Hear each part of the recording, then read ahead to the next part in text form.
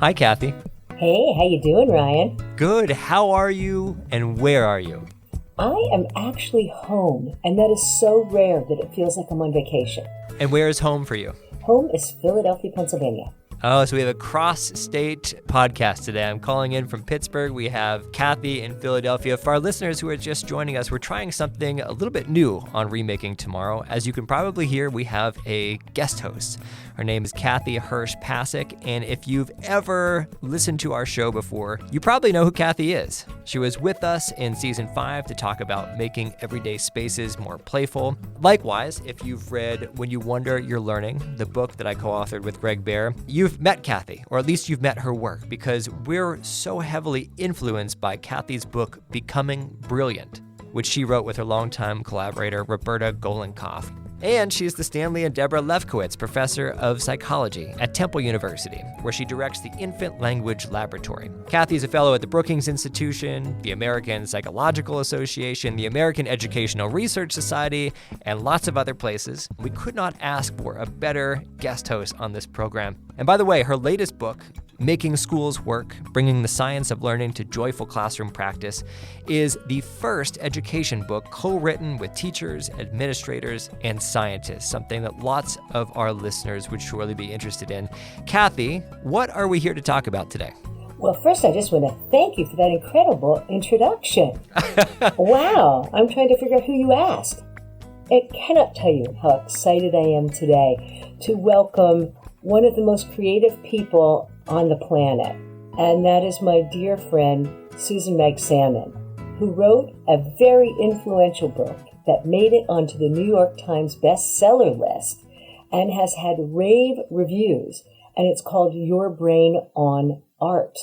Yes, at this time, when they are taking arts out of the school, Susan is telling us how you have brain growth that comes from participating in music and visual arts and from dance. And guess what? I think she's even going to tell us that you live longer when you engage in the arts than when you don't.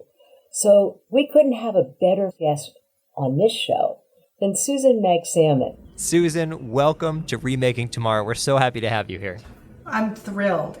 My energy just jumped 10 points. So And Kathy noted that you're one of the most creative people on the planet. True. You are the founder, the executive director of the International Arts and Mind Lab Center for Applied Neuroaesthetics at the Johns Hopkins University School of Medicine, where you're also a faculty member in the Department of Neurology. You are co-director of something called the NeuroArts Blueprint, which we're going to get into in a little bit. So much of your work, for more than 40 years has incorporated art, has incorporated psychology and health and well-being. Can you just tell us, how did you get interested in this? What were your early experiences with art? Were you always a creative person, always an art lover? I grew up in a family of makers, and I saw myself more as a craft person than an art person. And in hindsight, I think our family just lived a very artful life. We sang, we danced, we cooked together. My mom was a big sewer. My grandmother was a quilter and knitter. And, we always were engaged in these making and beholding experiences. So it was very normal for me. We didn't name it the arts. We went to museums, we went to gardens. We just did these things as part of our rituals. But when I was 12, I'm a twin. My sister's name is Sandra. She had a farming accident and almost lost her leg. And we now know that traumatic experiences shut down a part of the brain called the Broca area, where you literally can't find words. And so my sister shut down completely. As a twin, we could no longer have that telepathic relationship that we had always had. I couldn't feel her, and she couldn't feel herself. And so my mom suggested that she start to draw. And what started to come out were these symbols and metaphors of loss and fear and grief and terror. And I was able to, through her images, understand what she was trying to express that she couldn't bring out. So it was stuck inside of her. And there wasn't the word creative arts therapy then. There wasn't, all of this work that we now know now. But I was able to find my sister and she was able to find herself. And I think it was that very formative experience that helped me understand that there are many ways that we share ourselves, and speaking might be the least effective. And so I just became so attuned to how people shared themselves through these aesthetic experiences. Susan, you took that story and that became the germ for a whole field that you've created. And I'm amazed that, first of all, it's very rare that somebody helps to create a field. But I think you are really one of the people who created neuroarts. And I wonder if you'd say just a little bit about that. Sure. In 2007, we had a donor at Hopkins who wanted to give money to the School of Medicine. Her name is Marilyn Peterson.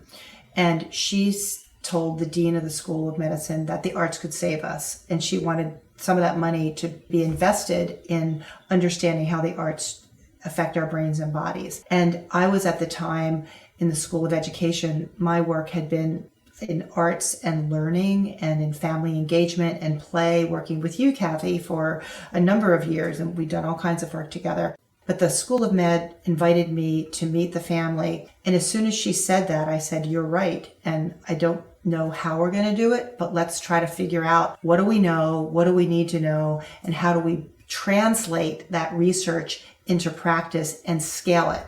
You know, we didn't set out to build a field, but one thing led to another, and it was very clear that there was so much shovel-ready research in sensory systems and cognitive science and music cognition, and we just went at it. And so I really attribute the ability to think about this to a philanthropist and a visionary who said, let's figure this out. You know, fast forward now, we're 2 years into an implementation plan where we're looking at policy at the federal level, in healthcare, in education, in every sector of society. The arts are being used to help really amplify humanity, whether that's mental health, physical health, learning, community engagement, you know, you name it. Flourishing. You know, we don't just want to survive, we want to flourish. Susan, I'm amazed that, gosh knows, there are a lot of silos where you found all of this research. When I read your book, I felt like I was farming in a lot of different places around the world and putting it in together as a beautiful salad. And I'm just wondering if you can help me out. Like, give me a few stories that make it like incredibly real so I can see what the neuro arts can do for people. Sure. Well, let's start by thinking about physical pain.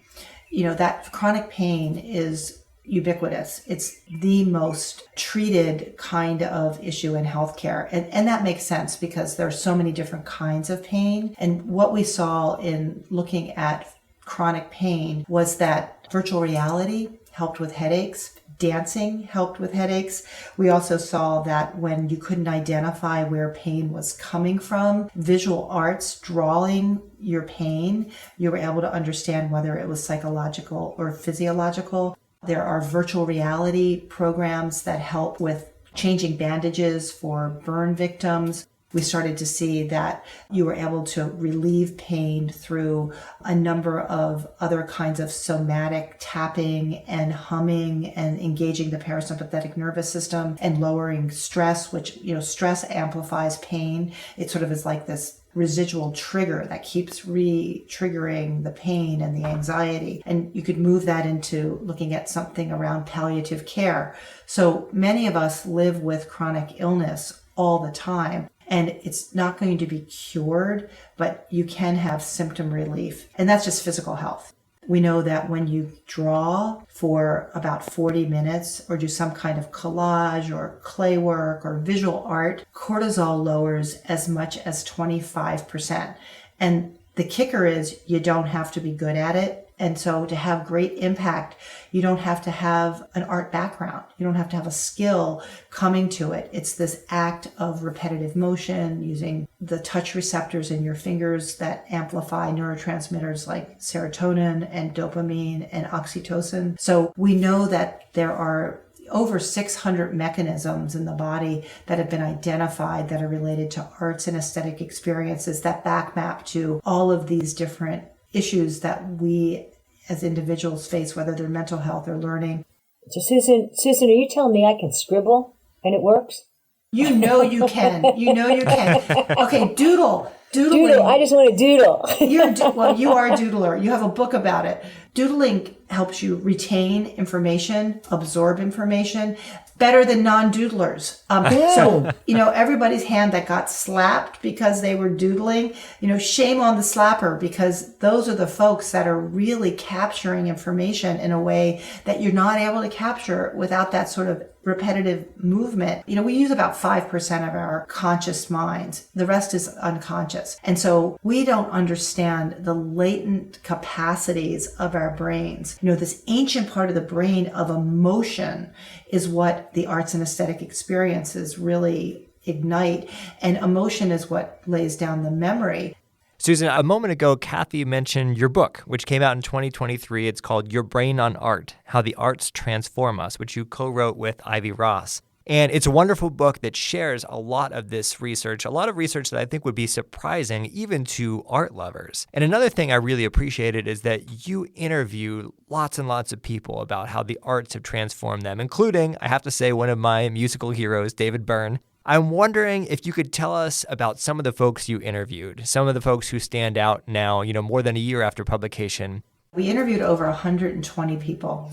And we interviewed, as you said, artists, people that practice using the arts, researchers, and a lot of people with lived experience. And David's extraordinary, right? He is an incredible artist. And with David, what he really lifted up was synchronicity and how he believes that the beat of our lives really bring us together. And so he did something called Social Distance Dance Club right at the end of COVID, where he created 6-foot circles. This was so fascinating because he pointed out that we sing in choirs together, we synchronize together in churches, we march together in the military. There are these moments where we synchronize, but dance and music, we synchronize with each other automatically. So even 6 feet apart, we found each other's vibration and synchronicity, and our brains literally get into the same brain waves. So he's just and continues to do this amazing work around how the arts really create community. And I think right now in the world, more than ever, we need community. And in that same chapter, Wilson, who we were really honored to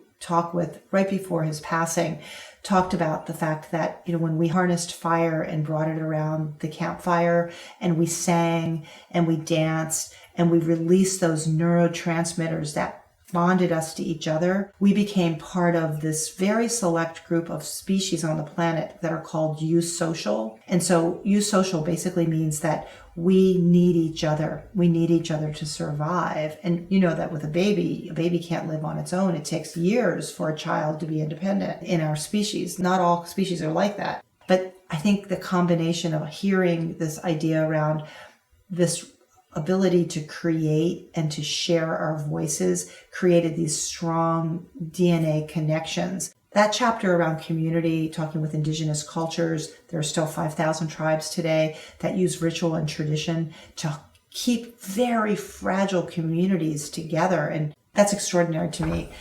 Arts are personal agency. I said yesterday that they are the closest thing to what democracy means. It is freedom of your speech in the ways that you express yourself. And so I think the last takeaway is this idea that share your voice, find, share, and celebrate your voice in whatever way you do. I'm amazed that as of January 2024, 57 million Americans report that they're having some sort of mental illness. That's amazing. Surgeon General Vivek Murthy has talked about a loneliness epidemic. And what I'm hearing from you, Susan, if I'm hearing it right, is that the arts could really help with this. Even a little drum circle isn't something that's frivolous. It's actually quite important for connecting us.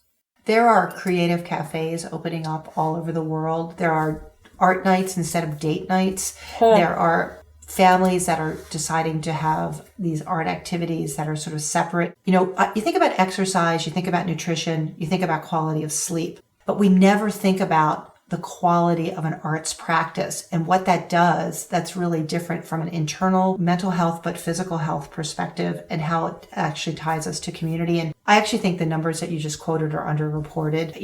Depending on the sector, we are seeing such increases in youth difficulty, but also in every single bracket, we're seeing mental health numbers surge. And I think it's really scary. I've been talking with the Surgeon General about these arts practices, and he's very interested in bringing more of the arts work forward. Arts creates culture, culture creates community, and community creates humanity. So it is a continuum that is so beautiful because each culture has their own ways to lift this up. So I also think it's about coming back to what's meaningful to you. And speaking of what's meaningful to you, Susan, I would just want to come back to your twin before we wrap up here. Your twin's name was Sandra, is that correct? Yep. And is it fair to say she recovered from her accident? Yes, she did. And she's actually a children's book author. I thought so. She became an artist herself. She did. And she writes a lot about connection and belonging and love and relationship. I know it came out of that experience. And when she thinks back to that time when she wasn't able to find her words, like how does she describe it today? It was a profound shift for her. It was the moment that defined her life. And she talks about this also. She's very clear about it being how she found her voice. And she became good at it, right? And she became, extremely gifted in being a visual artist, but she also is a writer. She started as a visual artist 100%, but then she really became an artist author. I think what's beautiful about that is she continued to become a master. And I think we all go from interest to mastery in different things, and it's not necessarily art oriented, but she also really, I think, believes that it's not just that she became good at it, but it became her. It's really beautiful. You're out there in the world as testaments to what art can do for human beings. Do you hear from readers? Do you hear from other people about what art has done for them? Thank you for lifting that up. The book has been really incredible to hear the impact. And I think there's three things that we hear. One is that the book validates what they already knew, that they were able to be validated. And that is not a little thing. A lot of times we go through our whole life and never feel validated. Two, it gave them permission to make art again and to be able to start to be generous in their own use of making art. And then three, I think it's really served as a reminder of why they felt this way through the science. And so it's given them language, and people are using this for policy change, for curriculum change, for human resources. And so it's served as a catalyst for taking what they already knew and validating what they knew to both do it for themselves, but also to do it in their work and in the world. And I think that's part of what's really driving this wind in the sail. But look, there are headwinds. Schools are still taking art out of schools. Performing arts centers are suffering. This is not ubiquitous. It's not sustainable. So we have a lot of work to do, but it's an army of the willing. And I think there are millions and millions of researchers and artists and arts practitioners who are aligning on this in all these different fields, but there's a lot of work to do. So, Susan, how do we help with that work? I mean, how do we help teachers see that it's okay to take a moment to sing, to have a drum circle? It feels to me like often the schools clobber the arts out and take out creativity, what creativity children naturally come with. It's almost like by fourth grade we beat it out of them. So what can we do to instill it rather than to lose it? 15 minutes for students across certainly in early learning, and now we know through Ellen Galinsky's work, this critical periods in adolescence, using the arts for building neuroplasticity, for building brain structure and function is extraordinary, like nothing else. But right now, with the book and with the NeuroArts Blueprint, what we have developed is a strategy. The first piece is awareness, right? A lot of people don't even know that the arts are good for you. Not even a nice to have, just a waste of time. And so awareness is really important. And we've organized by sector to begin to start to work with all of the different organizations and individuals. And you're going to start to see more of a general public announcements and work because people are really getting behind that. And then moving into policy change. And so over the next 2 years, we're working with a number of people at the national level, but also regional and local level. hyperlocal is where the action is. And so what you're doing in working in communities can make the most change the quickest. So, but we're working across the continuum to really look at policy change. And it's going to be a public-private sector in this country. In other countries, there's a lot more money from the public sector to really help to bring the arts into some of these different environments, because they know that the ROI on the arts means you live longer, you make better decisions, you're healthier, so you don't need to rely on the healthcare system as much, and mental health is better. You know, we have a lot to learn from other countries, but the NeuroArts Blueprint strategy is really looking at how do you begin with awareness and then building that out into real systemic change. You said it can help your health, it helps you live longer. I mean, these are like, we don't want them to just die in the conversation because they're just too important. Yeah, we know through research that the arts help you with your physical health, with your mental health, with making better decisions, with actually helping with burnout and stress and anxiety. And so this is just thinking about 15 minutes of art a day in any environment will begin to help you really be able to regulate your nervous system. And we see the arts as neuromodulators, as ways to literally change your brain and body. Yeah, I think that's powerful. And that gives us all a reason to go out right now and start doodling. Speaking of doing something, Susan, we are coming to the end of our time here, and we always end the program by asking our guests one final question. And Kathy, do you want to do the honors today? Oh my gosh, I would love that. All right, here it comes, Susan. What's one thing listeners can do today to make tomorrow a more promising place for every learner? I think adopting an aesthetic mindset, and that's 4 things. Be curious, have playful exploration, explore the enormity of your sensory systems, and make and behold. I love that. So now you guys can see why I said that my friend Susan Magsamen is the most creative lady on the planet. Susan Magsamen is the author of Your Brain on Art, How the Arts Transform Us. She joins us today from near an open window, which is something I think all of us ought to do a little bit more often. Susan, thank you so much for being here on Remaking Tomorrow with us. Remaking Tomorrow is powered by Remake Learning. Learn more at remakelearning.org.